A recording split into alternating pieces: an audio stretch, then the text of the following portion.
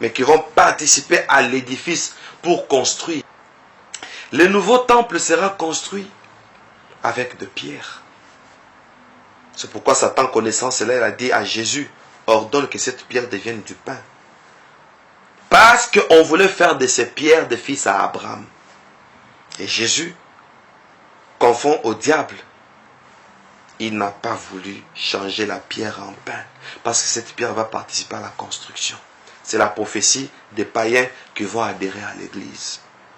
Si nous n'enseignons pas les païens, si nous ne prêchons que la prospérité, mais ces présidents, ces hommes politiques, ces hommes d'affaires, ces riches, ces nobles qui nous suivent, si nous leur parlons de la prospérité et qu'ils sont déjà prospères, ils ne vont pas se donner à notre message automatiquement. Ce sont les âmes perdues. Jésus est venu pour ces âmes. Bien-aimés dans le Seigneur, l'histoire prophétique continue. Si Jésus est venu à la crèche, il est venu pour chercher le bœuf. Or, le bœuf, c'est la prophétie des Juifs qui sont esclaves de la loi, mais qui ne pratiquent pas la loi. Car le bœuf est un animal qui travaille dans le service de plantation, un animal sur lequel on attachait une charrue qui labourait la terre et on s'aimait. Celui qui travaille dans les services de plantation, c'est l'image du serviteur de Dieu. Parce que Paul dit, vous êtes le champ de Dieu. C'est l'église. Et celui qui travaille dans les champs, c'est le pasteur. Jésus est venu pour les païens, Jésus est venu pour les pasteurs. Parce que les pasteurs ont une histoire. Quelle est l'histoire de pasteur? Bien-aimés dans le Seigneur, voici le problème que les pasteurs ont. Les champs environnants, des bergers passaient la nuit pour garder leurs troupeaux. Soudain, un ange de Dieu leur apparut, et la gloire du Seigneur resplendit autour d'eux.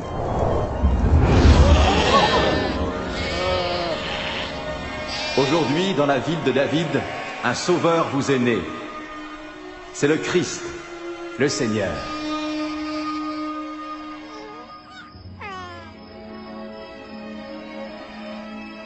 Les bergers allèrent vite voir le bébé qui était couché dans une mangeoire. Ils étaient les premiers à répandre l'évangile, la bonne nouvelle du Sauveur né d'une vierge.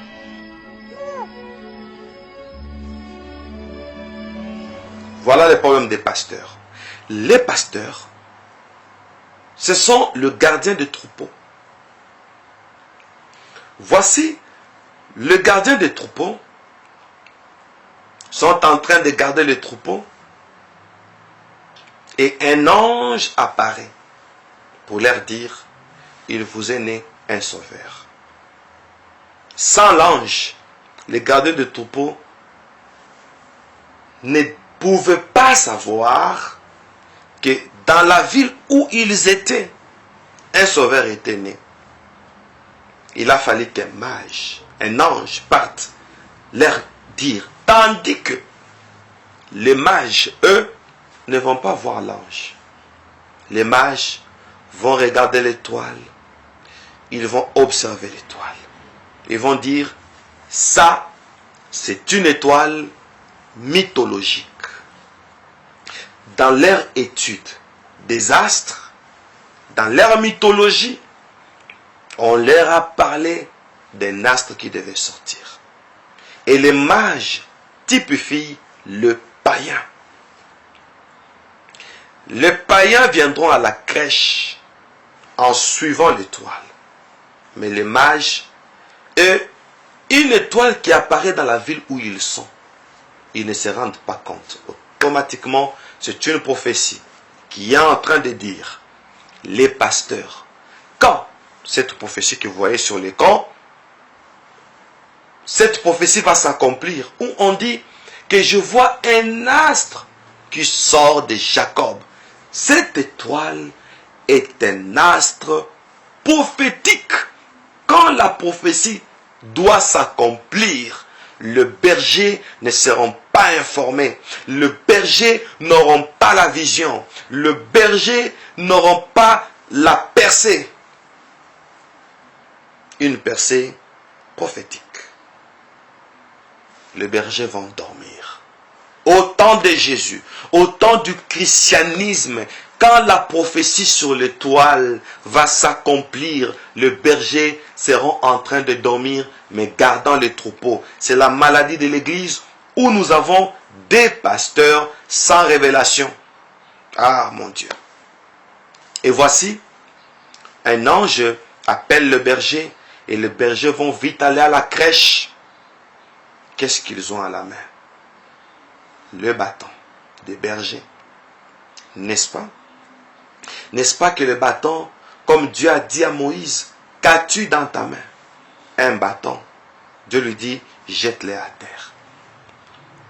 Nous y reviendrons. Pendant que le berger va à la crèche avec le simple bâton, qui est le symbole du pouvoir, les pasteurs auront le pouvoir, mais ils n'auront pas la révélation. Mais les mages, ils vont aller avec l'encens. Oh, l'encens pour témoigner que celui-ci qui est né dans cette crèche sera un souverain sacrificateur. C'est un souverain sacrificateur. Pour confirmer sa sacrificature, donnons-lui l'encens. Est-ce que les mages, en apportant l'encens, sont-ils des sacrificateurs? Parce que dans l'Ancien Testament, l'encens s'est retrouvé entre les mains des sacrificateurs. Donc, le berger vient à la crèche seulement avec le pouvoir, symbole du bâton. Ce qui veut dire, le pasteur adhérera dans le christianisme muni que du pouvoir. Mais les ustensiles du ministère de Jésus, les pasteurs n'en auront pas comme l'encens. C'est-à-dire, nous aurons des pasteurs dans l'église, mais sans la méthode de la sacrificature. C'est ça l'encens. Ils ne seront pas des sacrificateurs. Or, le rôle du sacrificateur, c'était de purifier le peuple, de purifier le brebis, de le faire passer à la sacrificature et le brûler sur l'autel. Pour dire, nous aurons des pasteurs qui vont adhérer aux choses de Dieu, accompagnés avec de simples pouvoirs. C'est ça les bâtons. Mais ils n'auront pas cette capacité d'amener les enfants de Dieu à l'autel. Curieusement, ce sont les mages qui vont le faire.